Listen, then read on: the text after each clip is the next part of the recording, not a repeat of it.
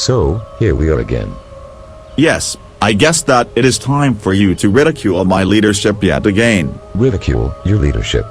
Let's not forget that we are just cartoons. Why do you give my theological views such strong criticism anyway? I mean, all a person has to do is have a relationship with Jesus Christ in order to be saved. The fact is that I once believed the same way you do. Hi, I'm Cynthia Mount, and I'm Matthew's mother. And I'd like to talk to you today about being a Christian and what that entails. Stop. You can't be serious. You now want me to take lessons from your mother about how to be a Christian. Didn't you say that education was done compared to knowing Christ?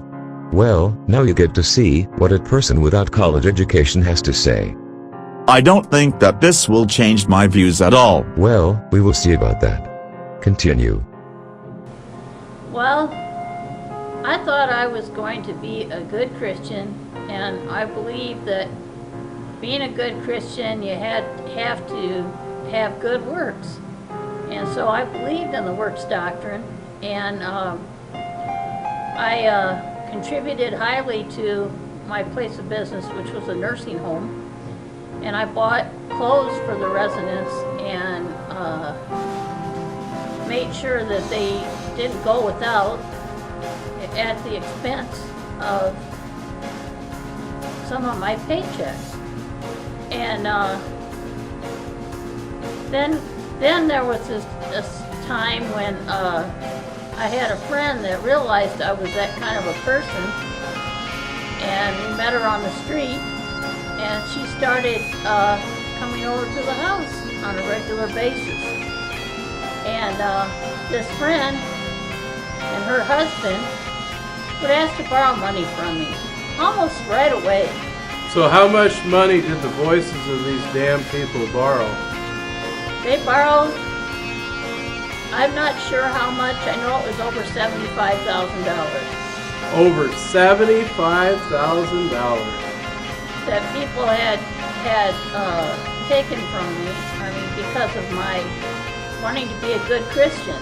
And my debt became higher and higher because I kept trying to be that good Christian that I was supposed to be.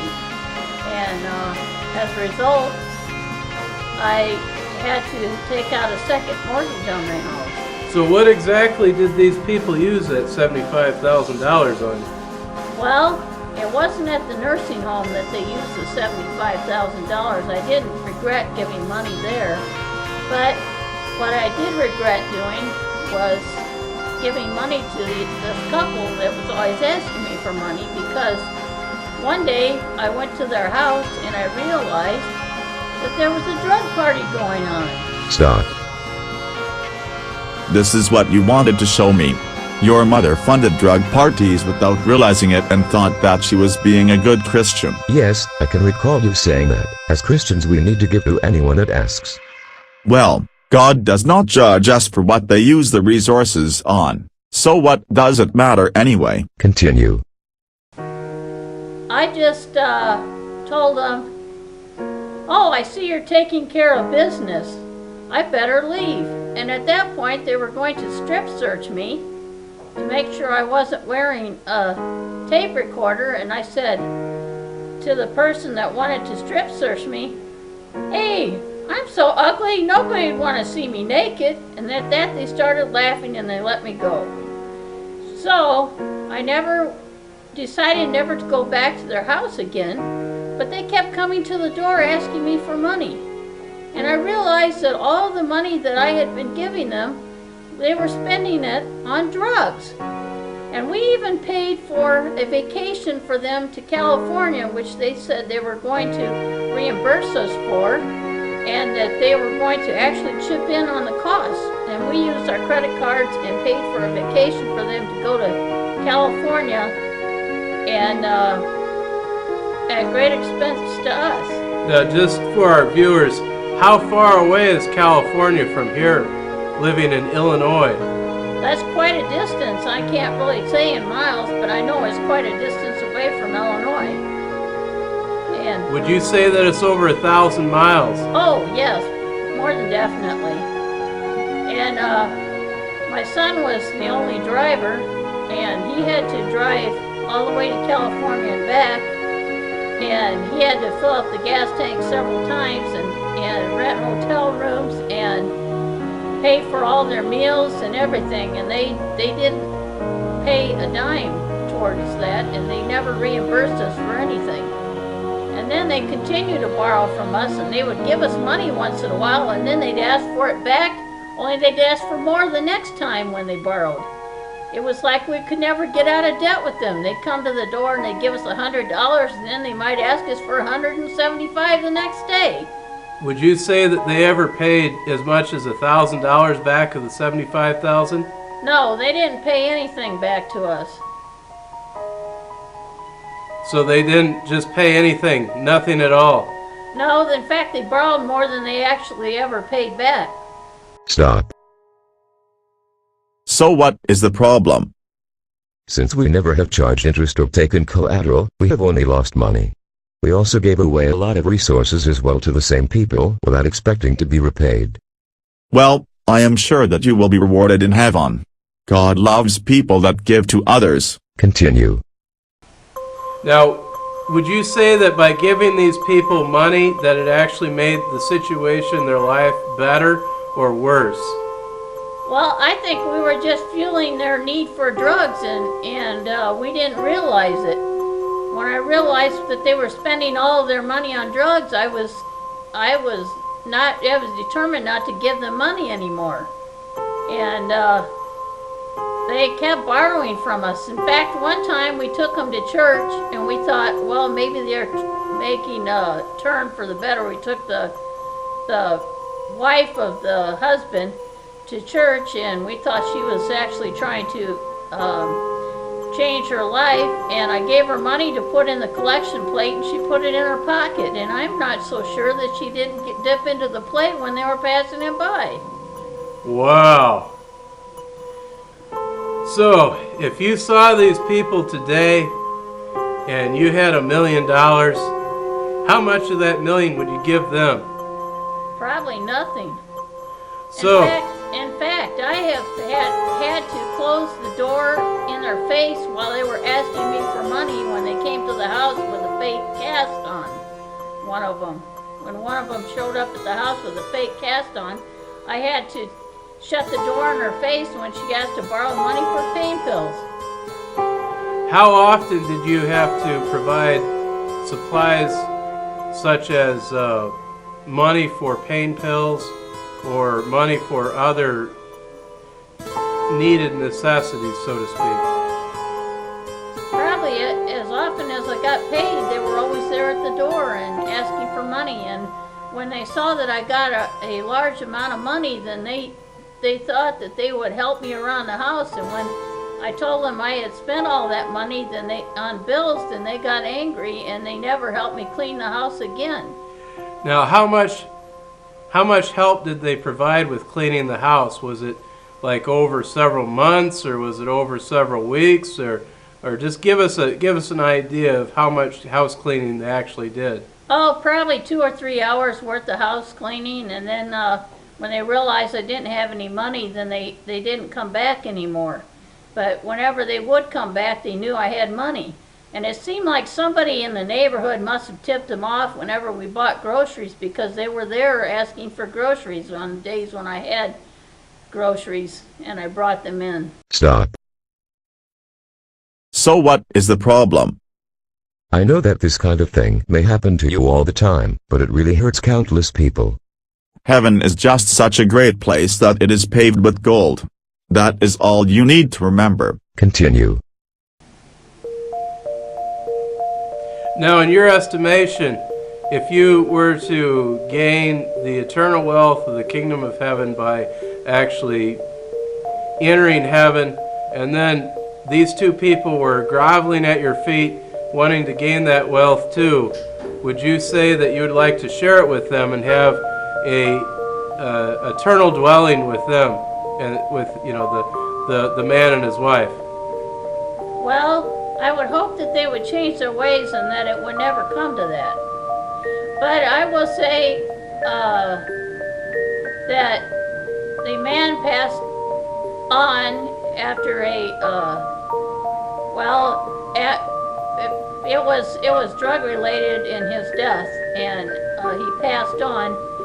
And Would you say it was complications of cocaine? well, I'm not sure. I mean, I won't go that far, but I know that it was drug related in his death, and because of that, this person, his wife, made a comment to me, and she said, "I'd rather live in hell," and she mentioned her husband's name with her husband, "than to live in heaven than to live in heaven and be alone." Wow.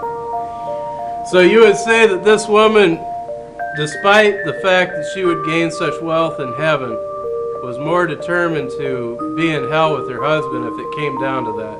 Yes. So, do you view this as a good thing or a bad thing? Well, I think that I was probably as codependent on her as she was on me because I needed her friendship. And if it weren't for her friendship, I would not have been in the situation that I am in today, which is without money and struggling to pay the bills. Wow. So, what would your advice be to people today that are looking at providing funds for the poor when the poor ask them, or people that may not be poor but present themselves as poor? I mean, what would your advice be? Do you have any advice about how to determine a real poor person from a non-poor person, or how to treat people that are poor or people that are pretending to be poor or anything like that? Well, I know that, like in this situation that I was in with this woman, she took advantage of the system to the fullest. She knew where she could get money at all times, and she went to food banks when she didn't need to. She brought homeless people into her house so that they would get food stamps a food card, a link card, and she would bring them into her home, and she would tell them to say that they were homeless in order that she could gain their food money and buy food for herself while she just lived it up on drugs. Now, how big of a problem would you say this is? I mean, do you see this kind of thing like all the time, or is this just this one lady? No, I've seen it in other cases, and it just seems like in the area that we're in, it seems like this is kind of a common problem, that people are abusing the system. Stop.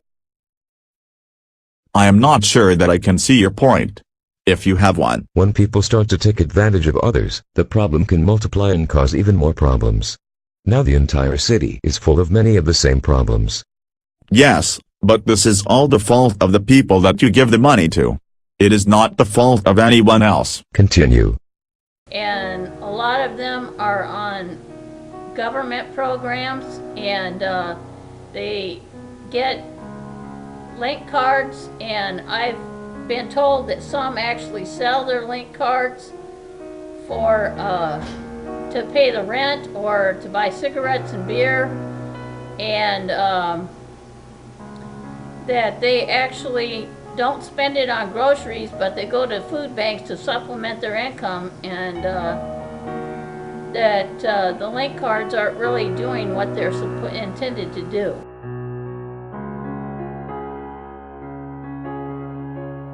You sure do have a way of telling a sad story, but I cannot see how any of these views are even relevant. The man that died, baptized and ordained me. Well, even if the worst happens, you have to have a respect for authority. A person must always obey authority, in all things. Yes, things got so bad that I and my family had to separate ourselves from the rest, and I decided that I would not go back to church until the bishop passed on. So he died. Yes, and that is how I got the bishop's chalice. My family did not have the money to send me to seminary school, but I eventually got my master's in divinity later on. Lots of people claim to be apostolic, but they do not have apostolic teaching. If apostolic teaching was what caused entry into heaven, then it would certainly explain why schools love to have exams over learning. What is your point? The special means of grace do not require the righteousness of individuals to work, because Christ works through individuals to cause the needed transformation in the world. Are you saying that the teachings of the apostles do not mean as much as the work of Christ through the apostles? Yes, that is what I am saying.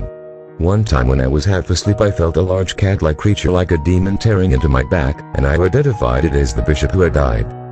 So, what did you do? Well, I did not elaborate upon the teachings of the apostles. Even Satan himself may have those down pat. Instead I prayed to God through Christ, and my prayer was answered. Well then, you do not need apostolic succession in order to confront the forces of evil.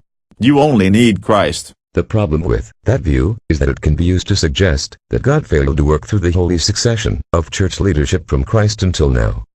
Oh, but the way it works is that one man gets taught by another man, receives Christ, has their hearts circumcised, and loves the Lord, and the process goes on and on. Your process may not be completely wrong, but when you play cards with God, without having a full deck, it can greatly change the way that things are supposed to go.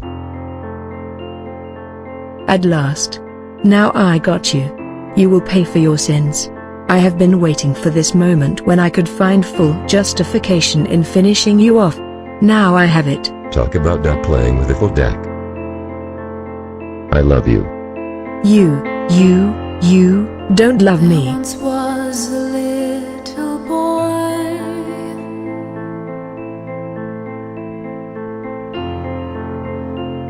He wished for a life of joy.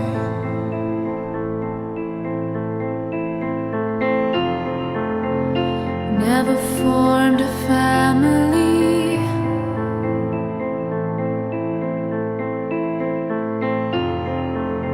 Now all he has is his belief.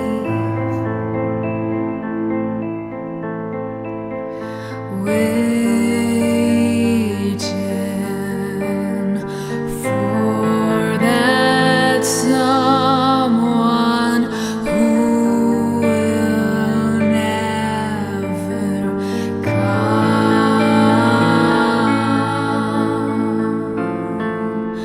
back. There was a little girl.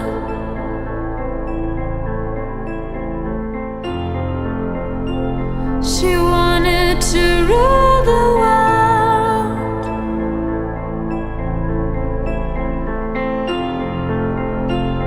Until the fateful day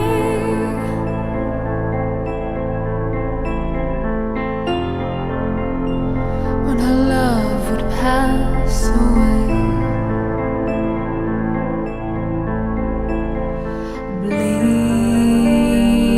Bleeding faithfully so they could be